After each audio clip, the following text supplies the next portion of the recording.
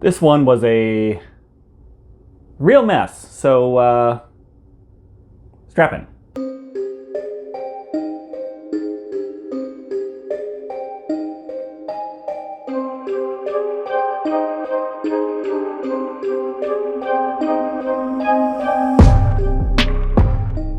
I decided to try something different today. Instead of waiting months and months before painting something I've already built, I decided to take the orcs I built last time and paint them now.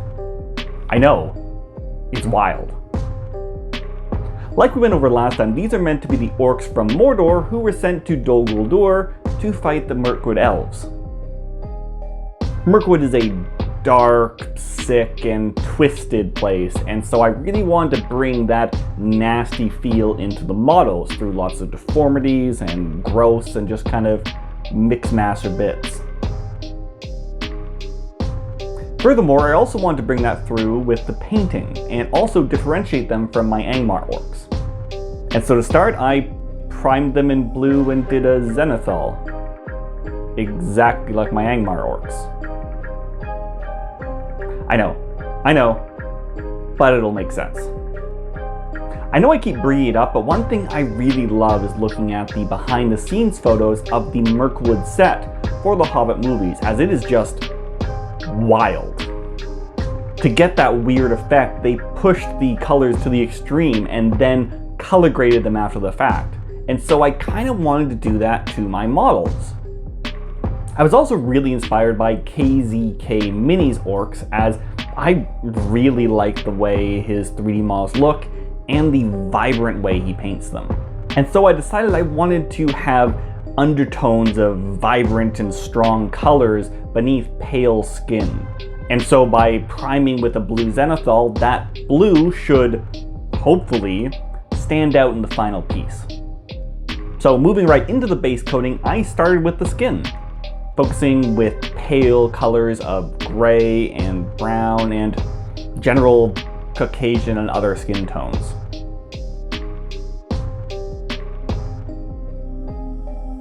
The whole point of sticking to light color is that they will help show off the shades and washes we're going to be using later. As for the rest of the models, I do want the skin to be the standout, so for everything like cloth and metal, I focused on really drab colors like grays and blacks and little bits of brown.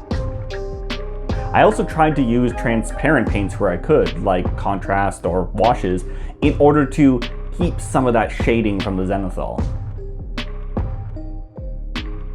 The only weird thing I did here was actually with the metals, as I painted them brown. In fact, a really warm brown. And again, this will make sense. We're going somewhere with that. Just wait.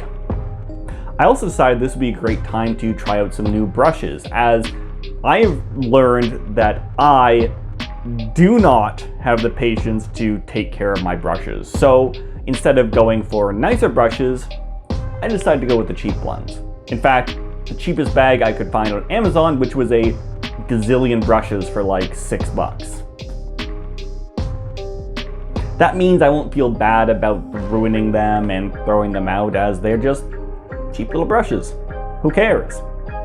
As for the bases, I wanted to match them up to my Mirkwood spiders, as it's all going to be part of one list. So I started by painting all of the bricks and stones in gray, and then using really wild colors on the earth itself. The idea was, once again, like the set, I would have these bright, vibrant colors that I can then tone down with washes and other transparent paints.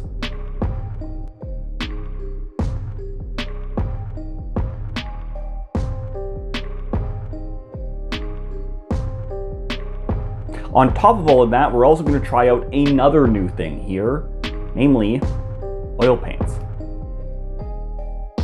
I've seen a lot of people online get really cool effects like the ones I'm talking about here using these oil washes, and talk about how they're more effective than the regular acrylic ones. So I decided I'd finally give them a try. But it ended up being a huge mess, and I don't know how I feel. I did some test models and managed to mess them up really bad. and I honestly don't even know what I really did, as I feel like I followed all the steps. After some more fiddling, I did finally get a test model that I was actually quite happy with, and so went over a few more plans and got stuck into the rest.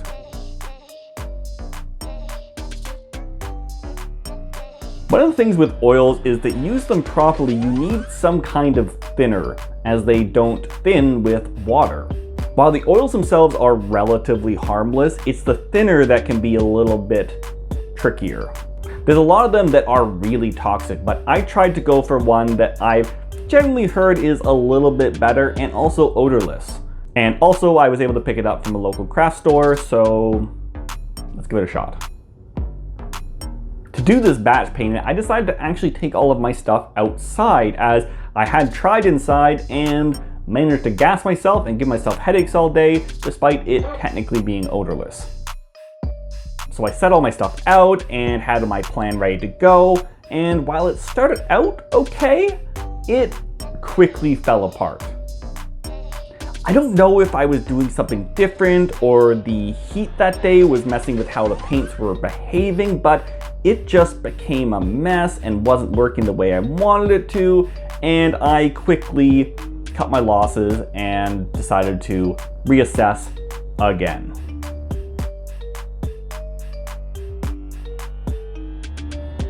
So by this point, I was honestly pretty grumpy with all this, and after spending several days just moping around, I finally took people's advice and went back and did some more research. I found some other really great videos on YouTube that go quite in depth about this, and also some other resources online. Plus, my mother is actually a classical painter, so I was able to ask her a few questions about how she uses oil paints. Feeling a bit more confident with the process, I decided to try another couple of test models, and I was happy with how they turned out this time.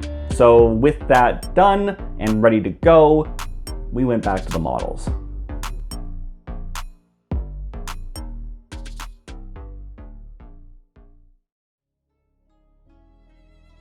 Instead of jumping right back into the oil step, I decided to actually spend a little bit more time working on the models to prep them for that.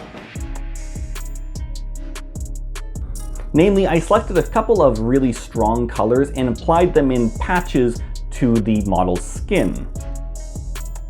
So right now, this looks awful, but I do have a plan and it does kind of work out, so bear with me.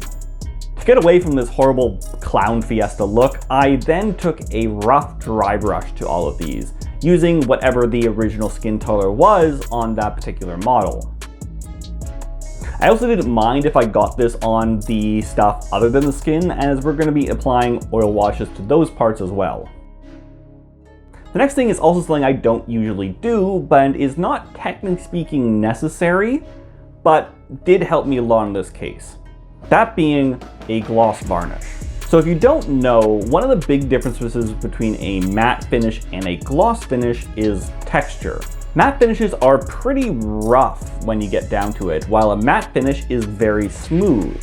And so with friction, a matte varnish is going to grip onto the paint a lot more, and you'll have more trouble pulling it off or having it flow into the recesses, whereas a gloss varnish lets it flow nicely on top. With this in place, I was able to finally go back to the oils. I selected a few colors I wanted, mainly sticking to strong, dark tones, as well as some blacks and browns before getting out a little piece of cardboard and squeezing a bit of them onto it.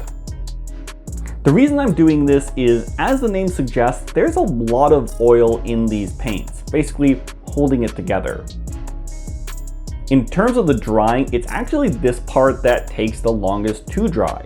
So by putting it on this, some of that oil is going to be soaked up, meaning there won't be as much actually going onto the models. So the paint should dry faster.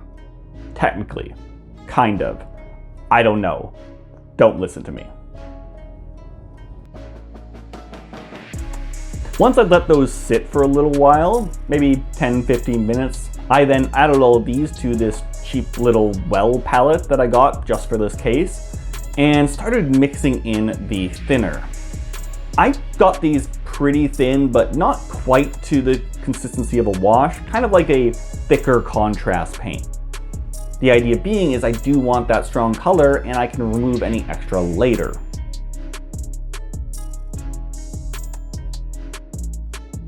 I then took this and started applying it to the models again, namely focusing the colors to vaguely following the pattern of the colors I painted earlier on the skin, as well as using blacks and browns on all of the cloth and other stuff. This really doesn't need to be exact, as we're going to be doing a lot of work afterwards, and I certainly wasn't. Also, a little bit of like mixing with the paints should just look nice and match into that weird look we're going for. After I'd applied this to about half the models, I went back to the first one and using some Q-tips and makeup sponges, began removing some of the paint. The idea here is that by doing a downward motion, focusing on the most raised areas, you will take the paint off of there, revealing the clean colors underneath that we'd applied, and leaving these darker tones in the recesses.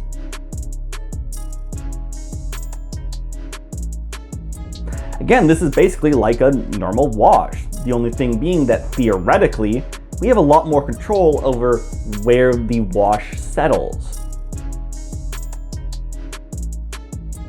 So we can ensure that the highest recesses really don't get stained. I couldn't quite get it that clean, as I always had a little bit of staining, but we're gonna work that out later on. After all that was done, I let them sit for, I think, a day or so? Honestly, I can't remember, but it was at least overnight, and went back in with another varnish, this time with matte. Again, this one is technically necessary, as you're not supposed to paint acrylics over oils, but I did try it without it and it does technically work, and I have seen other people do that, but I think this is easier, and following the technical rules is theoretically going to get a better result. I don't know, but I did it. Going back to the skin though, as that is our focus, I spent a little bit of time with all of the original skin tones, just cleaning up the highest ridges and making the colors really pop with thin layers, mixing in a little bit of lighter tones as I went along. I then added a few final touches like the teeth and eyes before heading on to another new thing, the metals. To keep that kind of nasty look, I decided to try my hand at a really heavy-duty rust effect, and it ended up being really easy and really fun. Basically, you just paint the metal section with a kind of mid-warm reddish brown before stippling on a lighter brown and then a darker brown. I chose to apply this with a brush, but you can also do it with a sponge. The only thing with the sponge is, while it is a bit more random, I don't find the colors as strong. And while using a paintbrush made it a little bit more cartoony, I think it stands out farther from the table. To push this even further, I took black and stippled that on too, in very select areas. The idea being that this is where we're going to have some actual metal showing. So once that black was down, I took out a dark gunmetal and started applying that more or less to where the black already was.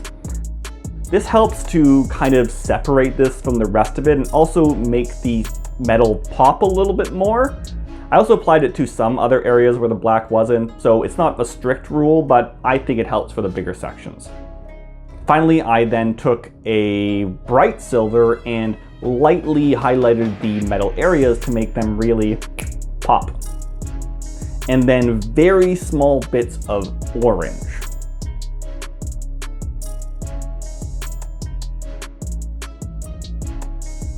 With that done, you could really just stop there and it looks pretty cool, but asking my patrons about it, they decided to go with the oxidization. Basically, this is the greenish blue colors you see on copper when it starts rusting.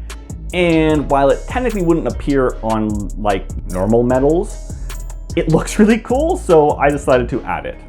This was really easy as Games Workshop actually makes a really good paint for this, Nihilic Oxide, and while I'm sure there are other options out there, that's the one I have, and I decided to try using that. So basically you apply this in very select areas, focusing on kind of under areas or sections that you think like water might accumulate in, and using this fairly sparingly as it can get a little bit overpowering. And now all we had left were the bases, and for that I just used some cheap dollar store moss. I really like this as basically by using it in two different ways you can get this nice layered look to it, and I think it's really effective. I've used this on my hunter orcs and on my spiders, so it's not new, but I like the effect. First, I obviously apply glue to everywhere I want there to be like mossy undergrowth, and then take clumps of that moss and stick it on in select areas. Basically, this is kind of thicker undergrowth or bushes. Then to blend it all together, I sieve out some finer moss and dunk this in it. That makes sure that the base is fully covered where I want it to be, and again, meshes those bigger clumps into the rest of it. To make sure it's all stuck down, I then dribbled a little bit of isopropyl alcohol to break the surface tension and allow the watered down glue to flow in nicely after I apply it.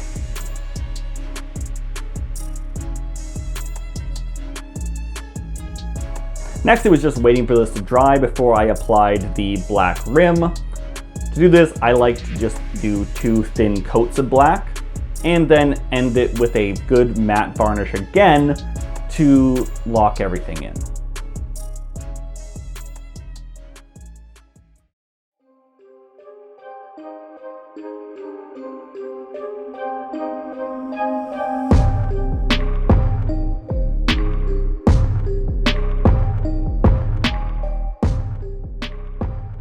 Looking at them all now, I'm honestly kind of torn. I am pretty happy with them as they look good on their own and also mixed in with all my other Mirkwood beasties, but they didn't quite turn out the way I wanted them to. The skin colors aren't quite as vibrant as I wanted, and the overall effect is a bit messier than I tend to want. And regarding the oils, I honestly can't tell if I found them that useful or not. All the hassle around it makes me feel like I probably more or less could have gotten the same effect with just regular washes and contrast paints, so I might just stick with that for now. But we'll definitely try again later. Also, these brushes really, honestly, were just terrible. Half the ones I took were already splayed and ruined right out of the bag, and the others broke down pretty quickly. However, enough did keep their point long enough that I am still using them, and the ones that didn't work, I just tossed out with plenty more to go. Also, the other nice thing is that technically you can't really use a brush for acrylics after you've used it with oils, so I had a good number of sacrificial brushes to use for it this time. So I don't know if I actually recommend a set like this. You probably could just buy a couple of nice brushes and stick with that, but for my purposes, these should work well enough and I'm gonna keep using them. So in the end, this project did turn out pretty cool, and I particularly love the heavy rusted metal look. That's definitely something I'm going to be applying to more things in the future.